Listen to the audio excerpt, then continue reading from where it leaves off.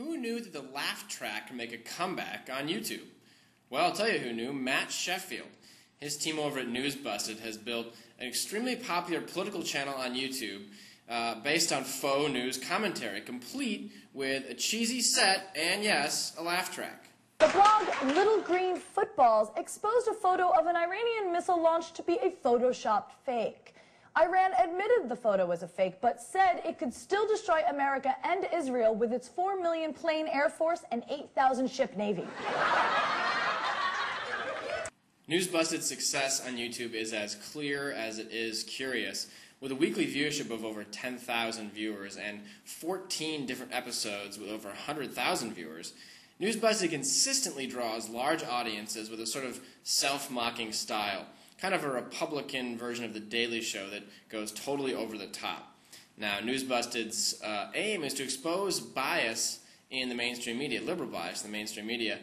Matt, tell us, to what do you owe the success of Newsbusted? Hey, Steve, thanks for having me. Well, I think the best thing that we've done that's helped us be successful is that we've managed to tap into an existing blog network, newsbusters.org, which is a media analysis and commentary site. And we've linked the two. We've linked the media analysis and the comedy together. And because so much of what we already talked about anyway was absurd, so why not have a comedy show? And then I guess the other thing is that we also have made an effort to go out there and tell other people about the show. And as long as you have a high enough quality standard and you work hard of telling other people, it really helps get the word out and get people wanting to at least listen one time. What made you decide on the format of a sarcastic news show? Actually, the concept of Newsbusters was created by our director of the show, Bruce Roundtower, who is an endangered species in Hollywood, a conservative person in Hollywood. And he thought, why not have something that is out there and just does the news in kind of a spoof style. And he came out to D.C., which is where I live, and pitched it to us at Newsbusters, and we thought, well, hey, let's do this. And so that's where the idea came from. And it started, we did our first show coming up on 1 year now. Where do you get the inspiration for your episodes? I mean, do you consider yourself a Republican version of The Daily Show on the internet? We actually get that all the time. People ask us, are you guys trying to be the conservative Daily Show? And actually we're not, just simply because we don't have $20 million lying around for our budget. But in terms of actual comparisons, I'd say the closer one would be the Weekend Update segment on Saturday Night Live, just simply because they're set simpler. The jokes are more of like a one-line type fashion, and whereas not skit-based and not costume-based and not travel-based. So we try to keep things nice and short and sweet and as cheap as possible. So of course, again, that $20 million, we'll take that, I'll tell you. Now, Newsbusted is consistently pointing out a liberal bias in the mainstream media.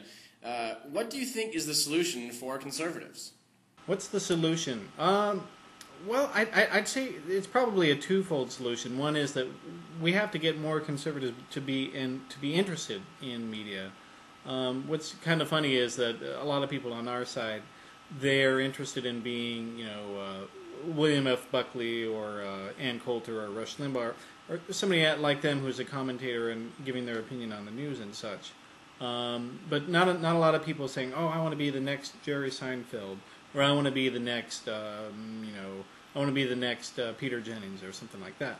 That's, I think, the answer for a lot of us on our side, is that we need to get out there and make a difference in in comedy and in news, because frankly they're not all that different. And finally, Matt, what other YouTube channels do you enjoy watching, and what do you learn from them?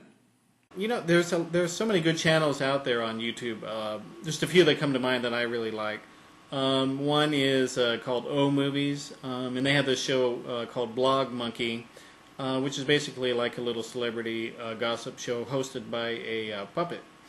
And it's funny, and the humor is a little bit raunchy probably for some people, but it's funny stuff. Another one that I like is the Barely Political guys. They do a really great job. do a lot of funny stuff, and it's very topical. And since they just added the McCain girl, they're fair and balanced now. Yeah, good stuff from them. Another one that I like is run by the Young Americas Foundation, and they have a guy named Jason Matera who goes out there and interviews people and actually asks them tough questions. People like Ted Kennedy, who normally get a free ride generally. Another one that I think is pretty good. There's one called Soundboard Prank Calls, and those guys they make recordings of celebrities saying certain phrases, like Dr. Phil, saying various things, and then they stitch the phrases together and have an actual conversation with people on the phone. They call them up. It's like crank yankers, but actually funny. Well, thanks for having me, Steve. I think the Citizentube project's a really great idea. And since I'm going to name drop Ron Paul, maybe we can get about 200,000 people to watch this interview.